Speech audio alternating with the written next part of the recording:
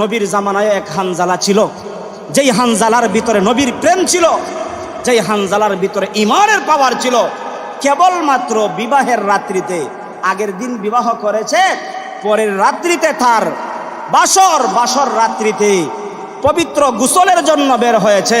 এমন সময় যখন নবী প্রেমিক হানজালা, ওই হানজালা শুনেছিল যে কাদ কুতিলা মুহাম্মদ সাল্লাল্লাহু আলাইহি ওয়াসাল্লাম শহীদ হয়ে গেছেন, মুহাম্মদ সাল্লাল্লাহু আলাইহি ওয়াসাল্লামকে হত্যা করা হয়ে গেছে।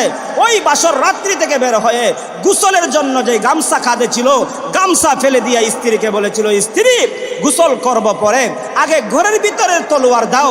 বলে কেন তলোয়ার দিব?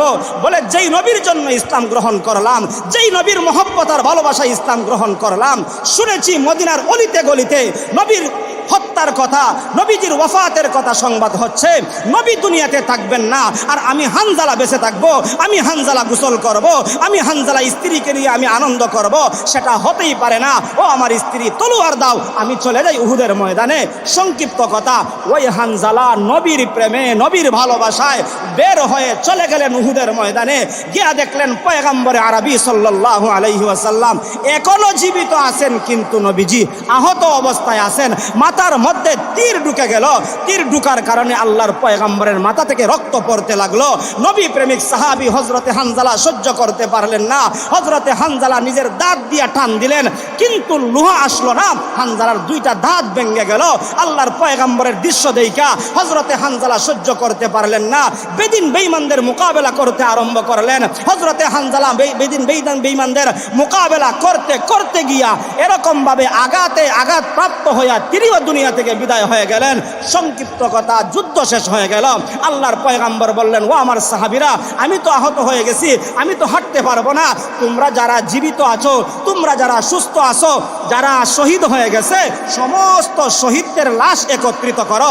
গত রাত্রিতে আমি মুহাম্মদুর রাসূলুল্লাহ স্বপ্নে দেখেছি যে 70টা উট কুরবান হয়েছে, তার মানে আমার 70 জন সাহাবী শহীদ হবে এই যুদ্ধের ময়দানে। সমস্ত সাহাবীদের লাশ একত্রিত করো। সমস্ত সাহাবীদের লাশ একত্রিত করা হলো। গণনা করলেন আল্লাহর পয়গম্বর, দেখলেন 68টা লাশ হয়েছে, 2টা লাশ এখনো পাওয়া যাচ্ছে না। আল্লাহর পয়গম্বর পেরেশান, ও আমার সাহাবীরা, 68টা লাশ হয়েছে, আর 2টা লাশ কোথায়?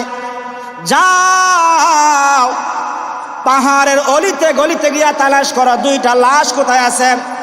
সমস্ত সাহাবায়ে কেরাম লাশ তালাশের জন্য বের হয়ে গেলেন। গিয়া দেখেন কোথাও লাশ পাওয়া যায় না। একটা লাশ পাওয়া যায়, যেই লাশের মধ্যে কান নাই, কান কাটা, যেই লাশের মধ্যে জিহ্বা নাই, জিহ্বা কাটা। যেই লাশটা পাওয়া যায়, যেই লাশটার ভিতরে দেখা যায় পেট কাটা, কলিজা বাহিরের মধ্যে পড়ে আছে, হাত কাটা, পা কাটা, অঙ্গ প্রত্যঙ্গ এরকম ভাবে আলাদা আলাদা পড়ে আছে। সাহাবায়ে কেরাম চিনতে পারলেন না কার লাশটা হতে পারে। একজন সাহাবী দৌড়ে আইসা বললেন, ইয়া রাসূলুল্লাহ, ইয়া হাবিবাল্লাহ, ওগো নবীজি, একটা লাশের সন্ধান পাওয়া গেছে, যেই লাশ চেহারা আমরা চিনতে পারি না। আল্লাহর পয়গম্বর ভারাক্রান্ত হৃদয় নিয়ে অসুস্থ হালতে আহত অবস্থায় চলে গেলেন। গিয়া আল্লাহর পয়গম্বর চিনতে পারলেন তিনি আর কেউ নয়, তিনি হলেন নবীজির চাচা হযরতে হামজা রাদিয়াল্লাহু তাআলা আনহু। যে হামজা ইসলামের জন্য এই পরিমাণ নিবেদিত ছিলেন, ওই হামজাকে ওয়াহশী নামক ব্যক্তিটা টুকরা টুকরা করে এরকম ভাবে ফালায় রাখছে। আবু জেহেলের স্ত্রী কলিজা বের কইরা চিবায়া হযরতে হামজাকে এরকম ভাবে দৃশ্য করেছে। আল্লাহর পয়গম্বর আহত অবস্থায় সহ্য করতে পারলেন না। এরপর নবীজি নিজের মনটাকে দৃঢ় রাখলেন, নিজের মনটাকে স্থির রাখলেন, আর বললেন, আরেকটা লাশ কোথায়? এই লাশটাকে একত্রিত করো, আরেকটা লাশের সন্ধান বের করো। ইতিমধ্যে দেখা যায় একজন মহিলা ভারাক্রান্ত হৃদয় নিয়ে নবীজির দরবারে আয়েশা বলতেছে, ইয়া রাসূলুল্লাহ, ইয়া হাবিবাল্লাহ, আমার স্বামী যুদ্ধের ময়দানে আসছিল, যদি আহত থাকে ভালো কথা, যদি নিহত হয়ে যায় শহীদদেরকে তো গোসল না দিয়ে দাফন করা হয়, কিন্তু আমার স্বামীকে গোসল না দিয়ে আপনি দাফন করবেন না, কারণ গত রাত্রিতে আমাদের বিবাহ ছিল, আমরা বাসর করেছি, অতএব আমার স্বামী নাপাক অবস্থায় তাকে দাফন করবেন না, গোসল করাইবেন। এমন সংবাদ যখন মহিলা দিল।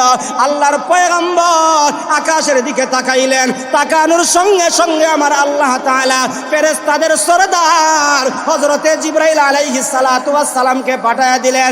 জিবরাইল আইসা বললেন, ইয়া রাসূলুল্লাহ, ওই মহিলা যেই সাহাবীর সংবাদ দিয়েছে, ওই লাশ আমার আল্লাহ তাআলা সাত আসমানের উপরে উঠাইয়া জান্নাতের হাউজে কাউসারের পানি দিয়ে তাকে গোসল করাইয়া দিয়েছে। আল্লাহু আকবার।